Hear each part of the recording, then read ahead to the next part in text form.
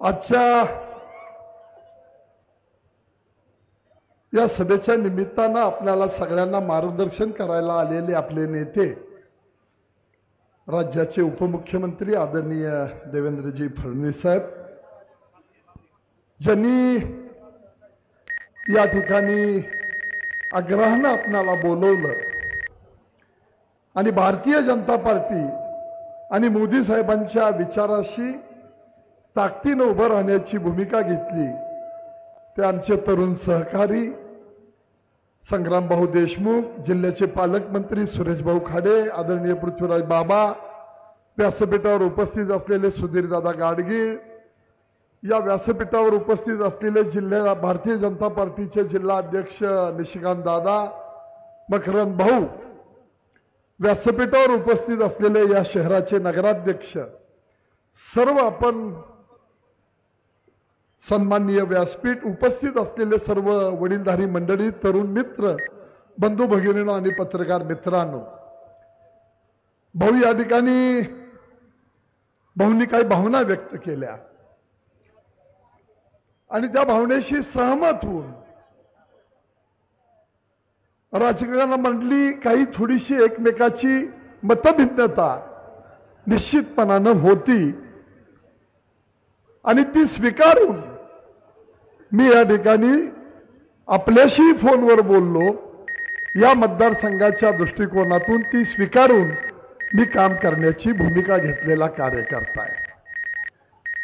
देशाचे प्रधानमंत्री मोदी साहेबांना करायचं आहे, देश महासत्ता बनवायचा आहे, देशाची अर्थव्यवस्था 11व्या क्रमांकावरून मोदी साहेबांनी या 10 वर्षामध्ये 9 वर्षामध्ये 5व्या स्थानावर आणली आणि आता ती 3ऱ्या स्थानावर न्यायची आहे।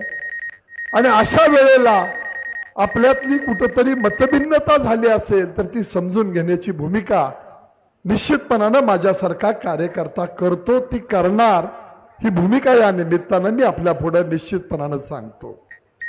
संग्राम भाऊंनी काही भूमिका या ठिकाणी मांडल्या। संपतराव अण्णांच्या बाबतीमध्ये टेंबूच्या कामाचा उल्लेख केला। 95 साली या जिल्ह्यातून अपक्ष आमदार आले, त्यांची मोठ बांधण्याचं काम अण्णांनी केलं आणि कुठल्याही पदाची अपेक्षा राजकीय तडजोड न करता सामान्य माणसाला डोळ्यापुढे ठेवून त्यांनी या टेंबूच्या निर्मितीसाठी मोठे प्रयत्न केले। त्यामध्ये अण्णांच्या साथीला असलेली 4ही अपक्ष आमदार निश्चितपणानं उभा राहिले। जरा साहेब राहू द्या, काय होत नाही, राहू दे डीएसपी साहेब राहू देत, सगळे कार्यकर्ते आहेत, राहू देत।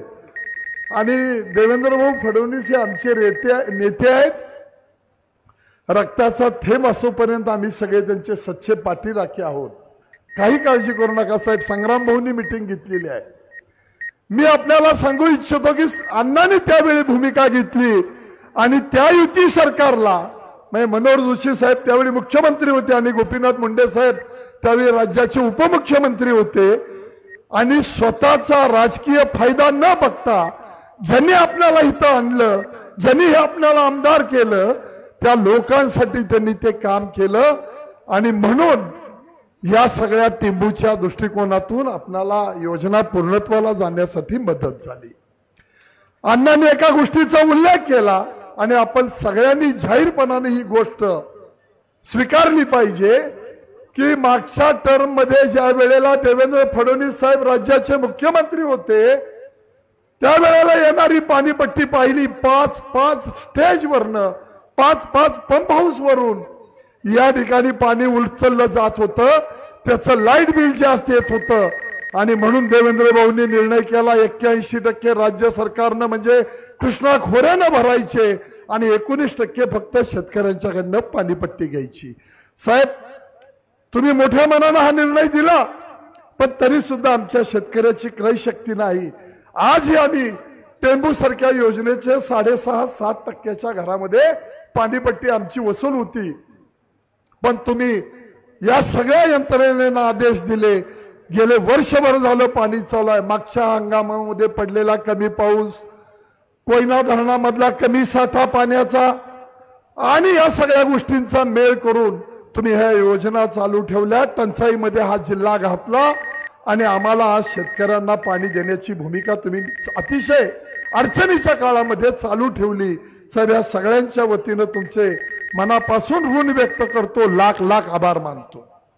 साहेब एवढ्यावर नुसतं थांबलं नाही, संग्राम भाऊनी ज्या ठिकाणी पाणी पडलं पण ज्यांचा वारस म्हणून संग्राम देशमुख भाऊ काम करतायत त्या संग्राम भाऊनी तिथे एक मोठं अण्णांचं स्मारक उभा केलं आणि त्यांनी ती भावना व्यक्त केली।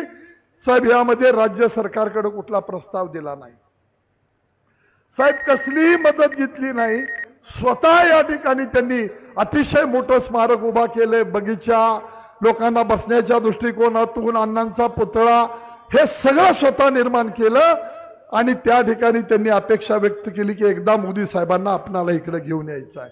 साहेब माझी हात जोडून आपल्याला विनंती आहे की ज्या माणसाला एवढं मोठं काम केलं, ज्या टेंबू योजनेमध्ये अतिशय मोठं योगदान दिलं, त्या योजनेच्या बाबतीमध्ये केलेलं काम पाहून आपण अण्णांच्या या स्मारकाला निश्चितपणानं प्रधानमंत्र्यांना घेऊन यावं ही आग्रहाची हात जोडून आपल्याला मी विनंती करतो।